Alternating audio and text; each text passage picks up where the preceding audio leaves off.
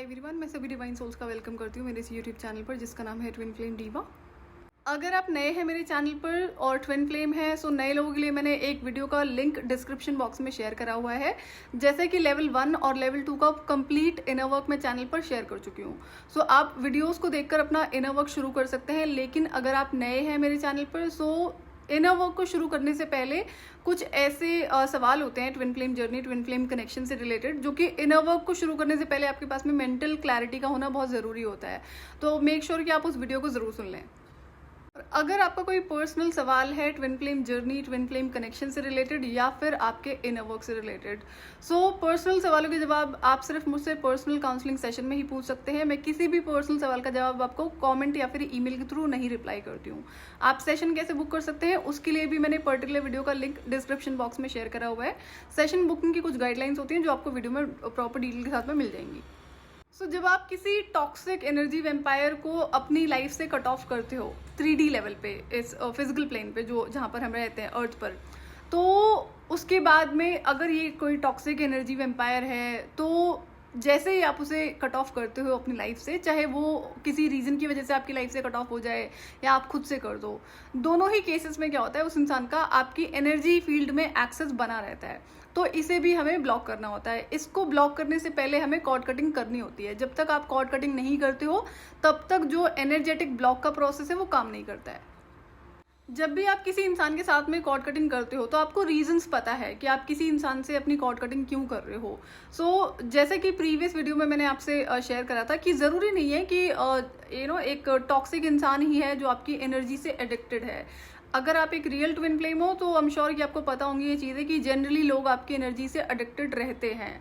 उन्हें आपकी एनर्जी का एक्सेस चाहिए होता है। और इसमें एक और बात है कि ऐसा बिल्कुल भी नहीं है कि कोई इंसान आपसे लड़ झगड़ कर ही आपकी एनर्जी का एक्सेस लेगा। ऐसा बहुत होता है जहाँ पर लोग आपसे बहुत प्यार से, बहुत रिस्पेक्ट से बातें करते हैं सिर्फ आपकी एनर्जी फील्ड में एक्सेस बनाने के लिए। तो वहाँ पर ऐसा इंसान क्या करता है, वो आपसे ना तो लड़ रहा है, ना झगड़ रहा है, ना कुछ कह रहा है, ना ही उसका कोई सेल्फिश मोटिव है, लेकिन वो एक ऐसा इंसान है जिसके लिए आपकी एनर्जी बहुत इंपॉर्टेंट है। तो उस केस में क्या होगा, ये आप ही को डिसाइड करना है कि क्या आप अपनी एनर्जीज को ड्रेन करने में इंटरेस्टेड हो। तो मैं तो नहीं हूँ, तो इसलिए मैं नहीं देती किसी को भी एक्सेस। तो ये आपको डिसाइड करना पड़ेगा। पता होना चाहिए जिस भी इंसान के साथ में आप कॉर्ड कटिंग कर रहे हो, चाहे वो टॉक्सिक है, चाहे एनर्जी वेम्पायर है, चाहे ईविल इंसान है, या फिर किसी और पर्टिकुलर तरह का लोअर वाइब्रेशनल पर्सन है, जिसके साथ भी आपने एनर्जेटिक कॉर्ड्स को कट करा है। जो फायर रिचुअल मैंने आपसे शेयर करा था एनर्जेटिक कॉर्ड्स को कट करने का, वही प्रोसेस आप फॉलो कर सकते हो। पहले तो आपने कनेक्शन खत्म करा है 3D लेवल पे, जहां पर अब आपकी उस इंसान से बात नहीं होती है, ना ही फ्यूचर में होने वाली है। कंप्लीट ये क्लैरिटी होनी चाहिए। तो उसके बाद आप डिसाइड करते हो कि जो एनर्जेटिक कॉर्ड है उसको आप कट करोगे। जैसे ही आप एनर्जेटिक कॉर्ड्स को कट करते हो तो हो सकता है कि अभी तक आपको रियलाइजेशन ना हो, नहीं समझ पाए कि उस इंसान के पास स्टिल आपकी एनर्जी का एक्सेस है और आपकी एनर्जीज वहाँ पर जा रही है। लेकिन जैसे ही आप कॉर्ड कटिंग करते हो, जो फायर रिचुअल मैंने बताया था, तो उसके बाद हाई चांसेस होते हैं कि वो इंसान आपको ड्रीम स्टेट में बहुत ज़्यादा दिखाई पड़ना शुरू हो जाएगा। इसका मतलब है एस्ट्रल जो वर्ल्ड है वहाँ पर आपकी एनर्जीज का एक्सेस वो इंसान और हैवीली ले पा रहा है। इसको आप कैसे ऑब्जर्व कर सकते हो, जब भी आप इन चीज़ों को एक्सपीरियंस करते हो। किसी के साथ में आपने एनर्जेटिक कॉर्ड्स को कट करा है, अब अगर अचानक से वो इंसान आपकी ड्रीम स्टेट में आने लगता है या आने लगती है, और उसके बाद जब आप सोकर उठते हो तो आपको कैसा फील होता है, डिपेंड करता है इंडिविजुअल इंसान पे। एस्ट्रल वर्ल्ड की जो कंप्लीट डिटेल इन्फॉर्मेशन है वो मैं ह्यूमैनिटी वाले चैनल के लिए अभी पेंडिंग रख रही हूँ, वो यहाँ पर नहीं समझाऊंगी। बट आपको समझना होगा कि जो नेगेटिव लोग होते हैं उन्हें जो नेगेटिव फोर्सेस है ना वो बहुत सपोर्ट करती है हर लेवल पर। तो जैसे ही आप उन्हें फिजिकली ब्लॉक करते हो तो नेगेटिव जब आप एक्चुअली में सो जाते हो, जो एस्ट्रल ट्रैवल है उस टाइम पे बहुत अलग अलग रेल्म्स हैं, डायमेंशंस हैं, जहाँ पर ये आपको खींच कर ले जाते हैं। तो एज ए सेट क्या, इसको आप सिर्फ ऑब्जर्वेशन से ही चेक कर सकते हो। जब आप सोकर उठते हो आपको पता ना कि आपने क्या देखा है, आपके लिए तो वो एक ड्रीम है, बट एक्चुअली में वो ड्रीम नहीं है। आपकी जो बॉडी है वो वहाँ पर ट्रैवल कर रही है, एनर्जी बॉडी है। एंड ये जैसे एनर्जी का एक्सेस यहाँ 3D वर्ल्ड में लोगों के साथ में होता है, उसी तरह से उस टाइम पर भी होता है। तो सोकर जब आप उठते हो तो आपको कैसा फील होता है, ड्रेन फील हो रहा है, गुस्सा आ रहा है, या फिर बुरा फील हो रहा है, रोना आ रहा है, ये सारे जो इमोशंस हैं ये आपको ऑब्जर्व करने पड़ेंगे। तो ये जो ड्रीम स्टेट है, ये एस्ट्रल जो ट्रैवल आपका होता है उस टाइम पर जो एनर्जी कोई इंसान आपकी रिसीव कर पा रहा है, ये तरीके होते हैं अलग अलग, तो इसको ब्लॉक करना पड़ता है आपको। एनर्जेटिक जब कॉर्ड को आप डिस्कनेक्ट करते हो, कॉर्ड कटिंग करते हो फायर रिचुअल के थ्रू, जो कि सबसे ईजी प्रोसेस है और आप उसे कर पाएंगे ईजिली, उसके बाद में फिर आपको ये एनर्जेटिक ब्लॉक इसको लगाना पड़ता है, और ये भी आपको इंडिविजुअल लेवल पर ही करना पड़ेगा।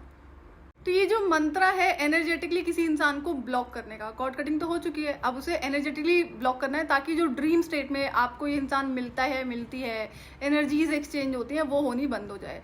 तो ये जो कंप्लीट मंत्रा है इसे आप एज इट इज रीड करोगे 7 टाइम्स फॉर 7 डेज।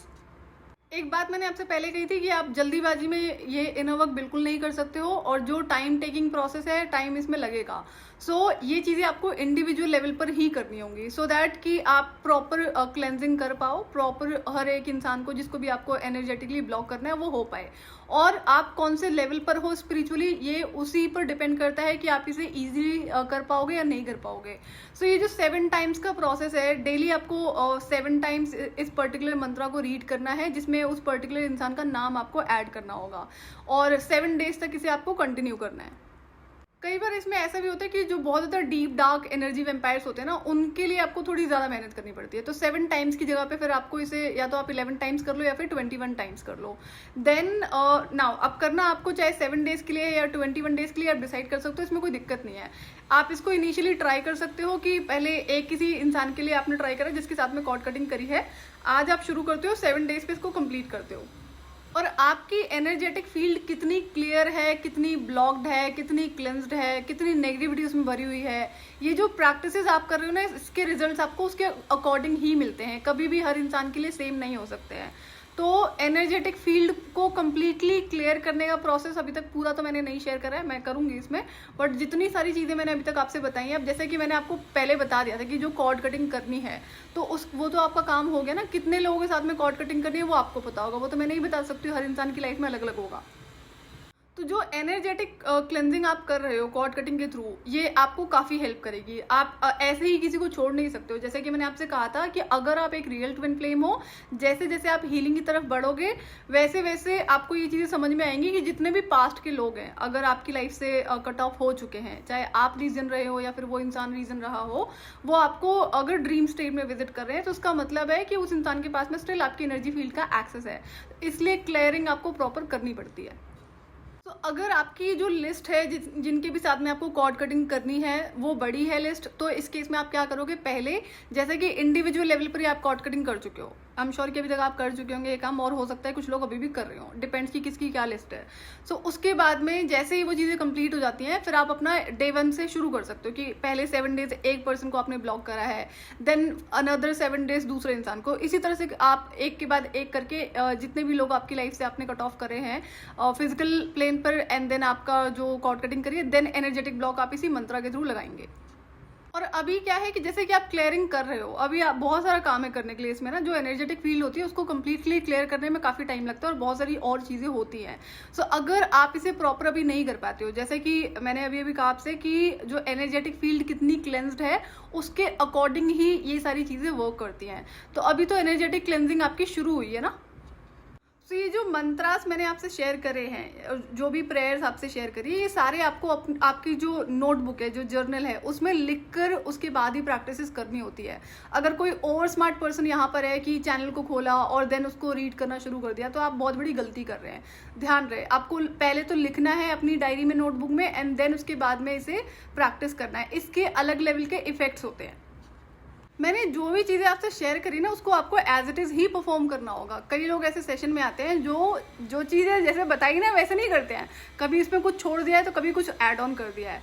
तो कहीं पर जो ऐड ऑन है, जैसे मंत्रा चैंटिंग है, जो 9 प्लैनेट्स की मंत्रास है, उसमें तो आप मंत्रास ऐड ऑन कर सकते हो कुछ और फर्दर अगर आपको मंत्रास ऐड करने हैं। बट ये जो क्लेंजिंग की चीज़ें मैं आपको बता रही हूँ ना, इसमें आप कोई भी कट ऑफ या फिर ऐड ऑन चीज़ें नहीं कर सकते, ये एज इट इज़ आपको करनी पड़ेंगी। जो चीज़ जैसे बताइए वैसे ही फॉलो करनी है, नहीं करोगे तो फिर उसके रिजल्ट्स आपको बहुत ज़्यादा नहीं मिलने वाले हैं। और ये लिखकर अगर आप करोगे तो आप ही का टाइम फ्यूचर में बचेगा। कैसे? एग्जाम्पल कि आपने इसे नोटबुक में लिख के रखा हुआ है, जो भी आपकी डायरी है, जर्नलिंग जो भी आप करते हो, ये प्रैक्टिसेस आपको कई लेवल पे करनी पड़ेंगी। सेम चीज़ को कई बार रिपीट करना पड़ेगा। तो क्या करोगे, फिर आओगे वीडियो ढूंढोगे। तो मैंने ऐसे इसलिए आपको बता दिया कि जब हम लिखकर कुछ करते हैं तो उसके जो इफेक्ट्स हैं वो अलग लेवल के होते हैं। तो आपको पता है कि आपकी एक डायरी है जिसमें ये सारी चीज़ें आपने लिख के रखी हुई हैं, जब टाइम आएगा तो उसको ढूंढा एंड देन आपने स्टार्ट कर लिया, टाइम भी बचता है इससे। और मैं आपको दोबारा से रिमाइंडर दे रही हूँ, अगर आप अपने घर का ध्यान नहीं रखते हो, घर को स्पिरिचुअली प्रोटेक्टेड नहीं रखते हो, तो ये जितना इनर वर्क अब आप कर रहे हो ना सेकंड लेवल पे, ये जो एनर्जी क्लेंजिंग कर रहे हो, आपको अब समझ में आएगा कि होता क्या है एस्ट्रल वर्ल्ड में ना, किस तरह से आपकी एनर्जीज को ड्रेन करा जाता है, क्या क्या किस किस तरह के अटैक्स आपके ऊपर वहाँ पर होते हैं, जिसका इफेक्ट्स आपको यहाँ 3D लेवल में देखने को मिलेगा। सो ये सिर्फ रिमाइंडर है दोबारा से कि आप अपने घर का बहुत ज़्यादा ध्यान रखें। आपके घर का स्पिरिचुअली प्रोटेक्टेड रहना क्यों ज़रूरी होता है? क्योंकि अगर आप किसी ऐसी फैमिली में आए हो जहाँ पर हेवी जनरेशनल ट्रॉमा है या फिर एंसेस्ट्रल कर्स है, तो आपको समझ में आनी चाहिए जब भी एंसेस्ट्रल कर्स होता है, कर्स लगता है, तो नेगेटिव जो फोर्सेस होती हैं वो आपके घर में डेरा डाल लेती हैं अलग अलग चीज़ों में। आपको पता भी नहीं चलेगा किस हिसाब से कोई एंटिटी रह रही है आपके घर में। तो जब आप उसको क्लेंस करने की कोशिश करोगे तो या तो आप बहुत स्ट्रांग हो या तो वो खुद स्ट्रांग होगी जो भी एंटिटी है। तो ये फिर फाइट तो शुरू हो जाती है ना, स्पिरिचुअल वॉरफेयर शुरू हो जाता है जो कि चल रहा है। बट देन अब आपने क्या करा, आपने डिसीजन लिया इसको क्लियर करने का, रिमूवल का। तो क्या वो आपको करने देंगे? क्या ये आसान होगा? नहीं। इसलिए क्या होता है कि आपका घर जितना ज़्यादा फिजिकली क्लीन रहेगा और आपका जो स्पिरिचुअल प्रोटेक्शन के लिए मैंने चीज़ें आपको बताई हैं, जितनी ज़्यादा ये चीज़ें स्ट्रांग रहेंगी उतना थोड़ा आसानी से आप इसे कर पाओगे। अगर आप ये चीज़ें नहीं करते हो कि फिजिकल क्लेंजिंग नहीं करी हुई है, एनर्जी क्लेंजिंग आप नहीं करते हो और आप इनर वर्क कर रहे हो, कुछ लोग ऐसे हैं जो आते हैं सेशन में, तो वहाँ पर क्या होता है कि मैं कुछ कुछ पिक्चर्स फिर उनसे मंगाती हूँ, चाहे उनके घर की है चाहे टेम्पल की, बहुत सारी गड़बड़ होती है, मतलब बहुत सारी मिस्टेक्स हैं, मैं नहीं शेयर कर रही हूँ। बट देन अगर आप इन चीज़ों का ध्यान नहीं रखोगे तो ये जो स्पिरिचुअल अटैक्स होते हैं ना, ये घटने की जगह पे बढ़ना शुरू हो जाते हैं। और हेल्थ को आपको प्रायोरिटी पर रखना होता है। अगर आप हेल्थ को प्रायोरिटी पे नहीं रख पाओगे, नहीं रख पा रहे हो, तो उस केस में आपके लिए ये इनर वर्क करना बहुत ज़्यादा डिफिकल्ट हो जाएगा अब से। तो ये जो एनर्जेटिक क्लेंजिंग है ना, ये बहुत बड़ा रोल प्ले करती है आपके इनर वर्क में। DMDF की जो एनर्जी है उसकी बैलेंसिंग, जब तक कि आपकी एनर्जेटिक फील्ड क्लेंस नहीं है तब तक आप वो बैलेंसिंग करने की सोच भी नहीं सकते हो। आप कितने भी कोशिश करोगे वो इम्बैलेंस क्रिएट होता रहेगा। और सेकंड लेवल के इनर वर्क पर जो कि कियोस आपको फील होता है, हर तरफ से चैलेंजेस आपको फील होने शुरू हो जाएंगे, तो उस केस में क्या होगा, फिर इम्बैलेंस और ज़्यादा क्रिएट हो जाता है। तो इसलिए कह रही हूँ कि आपके घर की जो प्रोटेक्शन है वो बहुत ज़्यादा ज़रूरी है। एंगर जो कि आपको टाइम टू टाइम फील होगा या होता है जब भी आप सेकंड लेवल का इनर वर्क करते हो, जब भी आप ये एनर्जेटिक क्लेंजिंग कर रहे हो, तो ये चीज़ें होने के पूरे चांसेस होते हैं। तो अगर आपको गुस्सा आ रहा है एंड आप उसे इंस्टेंटली बैलेंस नहीं कर पाए हो, तो इससे क्या होता है, इम्बैलेंस क्रिएट होता है, डेफिनेटली क्रिएट होता है। तो अब वो जो इम्बैलेंस क्रिएट हुआ है उसको बैलेंस करने में कितना टाइम लगेगा, इसके बाद में कुछ ना कुछ और नई चीज़ें आपके सामने आकर खड़ी हो जाएंगी, जिसको अब आपको चाहे क्लियर करना है, चेंज करना है। अलग अलग लेवल की अलग अलग सिचुएशंस होती हैं। सो जिनके साथ भी आप ये फायर रिचुअल के थ्रू कॉर्ड कटिंग कर चुके हो, तो आपको डेली 7 टाइम्स 7 डेज के लिए पर्टिकुलर इंसान को एनर्जेटिकली ब्लॉक करने के लिए इस मंत्र का यूज़ करना है। सो यहाँ पर मैं इसे एक बार पढ़ देती हूँ। जब भी आप इसे लिख रहे हो अपनी नोटबुक में, डायरी में, तो जैसे मैंने इसको लिखा हुआ है ऐसे लिख लेना, क्योंकि अब हर बार तो आप नाम को एडिट नहीं करोगे ना। तो जैसे मैंने आपको इसमें लिखा हुआ है आई now block name of the person, तो आपको पता है ना कौन से इंसान को आपको ब्लॉक करना है। तो जब आपने इस तरह से लिख लिया, जब भी जिसको भी ब्लॉक करना है तो उसका नाम आप एज इट इज ले सकते हैं। तो I now block the name of the person from all the worlds, timelines, dimensions, realms and portals.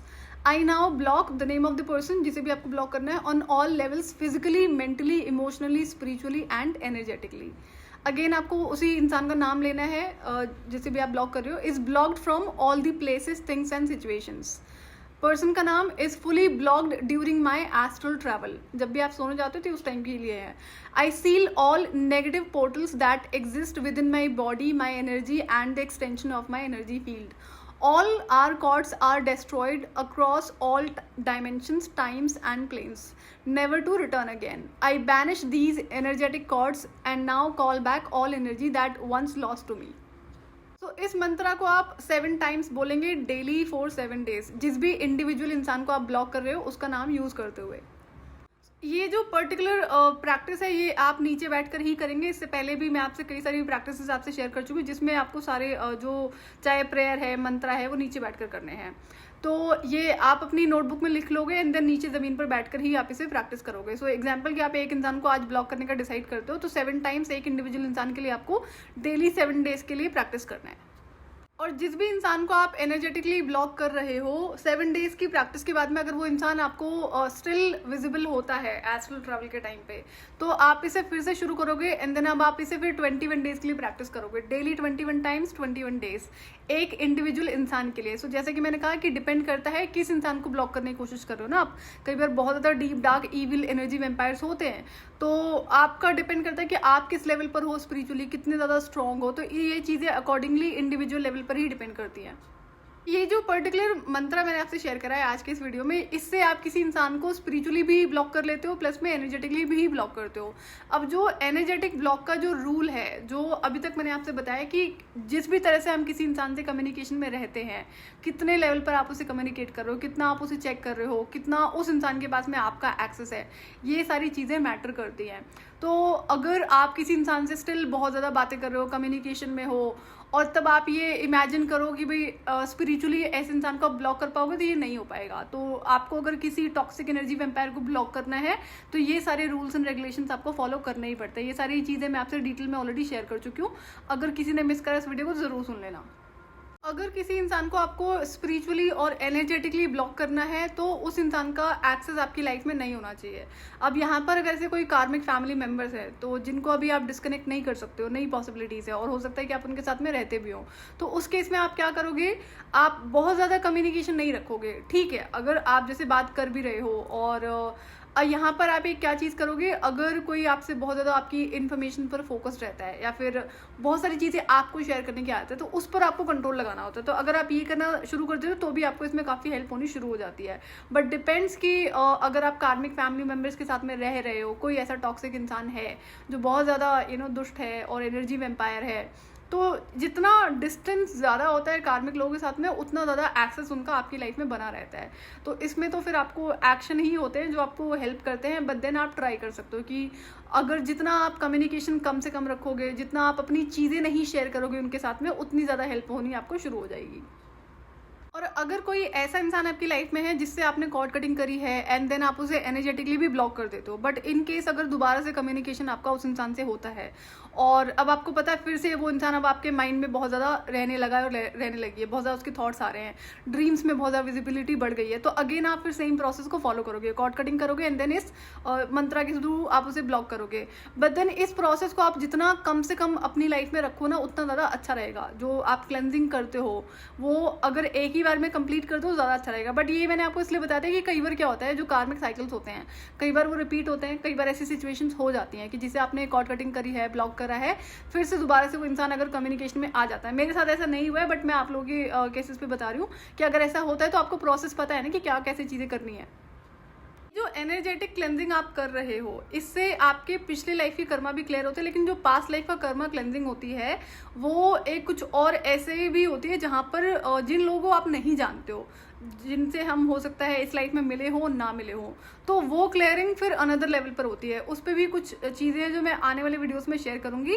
लेकिन आई एम श्योर कि अगर आप एक रियल ट्विन फ्लेम है और जनरेशनल ट्रॉमा है या फिर कर्स है, तो वहाँ पर बहुत सारा काम होगा आपके पास करने के लिए। और लोगों ने अपनी लाइफ को जनरली अवेयरनेस के साथ में नहीं जिया होता है, अननेसेसरी एक्सेस दूसरों को दिया होता है, जिसकी वजह से आप ड्रेन फील होते हो, आपको फिजिकल बॉडी इश्यूज होने शुरू हो जाते हैं, आपको आपके पांचों एरियाज में इश्यूज नजर आते हैं, सिर्फ इसी वजह से कि जो बाउंड्रीज आपकी लाइफ में नहीं है। तो पहले तो ये जो इस लाइफ की क्लियरिंग है ना, वो आपको करनी ही पड़ती है कंप्लीट, एंड देन बाद में आप जो पास्ट लाइफ की कर्मा क्लियरिंग करते हो। और चाहे आप इस लाइफ की कर्मा क्लियरिंग कर रहे हो या फिर पास्ट लाइफ की कर्मा क्लियरिंग कर रहे हो, बिना कार्मिक लेसन्स को लर्न करे, बिना बाउंड्रीज को सेट करे, कोई इनर वर्क नहीं होता है, कोई कर्मा क्लेंजिंग नहीं होती है। तो जो लोग भ्रम में जीते हैं, किसी मंत्रा को पढ़ लिया या फिर कोई और कॉर्ड मतलब चाहे कॉर्ड कटिंग कर लिया है, फिर वैंड घुमा दिया है और आपकी कर्मा क्लेंजिंग हो गई है, तो वो भ्रम कहते हैं उसे। तो ध्यान रहे, जितना भी इनर वर्क शैडो वर्क करते हो, her inner work shadow work में आपके कार्मिक लेसन्स अटैच्ड होते हैं और आपको बाउंड्रीज सेट करनी होती हैं। अब इसी फर्दर वीडियो से जुड़ा हुआ कुछ वीडियो जो मैं अभी अपकमिंग वीडियो में शेयर करूंगी, जहां पर आपके कुछ ऐसे डिवाइन टेस्ट हैं जो होंगे ज़रूर, और अब वो डिपेंड करता है कि आप उसे एक बार में क्लियर करते हो या फिर कई बार रिपीट होने के बाद में क्लियर होता है। तो जब हम पास्ट लाइफ की कर्मा को क्लेंजिंग करते हैं तो वहाँ पर कई ऐसी सारी चीज़ें होती है जिनका हमें नहीं पता होता है, वो भी चीज़ें क्लीन हो रही होती हैं। इसका पर्टिकुलर प्रोसेस होता है जो मैं आने वाले वीडियोस में शेयर करूँगी। सो मेरी आपसे रिक्वेस्ट है कि जो चीज़ें जैसे बताई जा रही है उसको एज इट इज़ करते जाओ, और ये सारी चीज़ें आसान है, ऐसा कुछ भी नहीं है जो डिफिकल्ट हो। और जितनी भी मैं टैरो रीडिंग्स यहाँ पर शेयर कर रही हूँ उसमें कोई ना कोई मैसेज या फिर गाइडेंस आपका एनर्जी वर्क से रिलेटेड ही होता है, या फिर कार्मिक साइकिल कार्मिक पैटर्न से ही रिलेटेड होता है। सो मेक श्योर कि आप उन्हें रेगुलर वॉच करते रहें जब भी मैं उसे शेयर करती हूँ। सो आज के लिए इतना ही। मैं आपसे फिर मिलूंगी नेक्स्ट वीडियो में। टिल देन अब अपना ध्यान रखिए और डिवाइन से कनेक्टेड रहिए।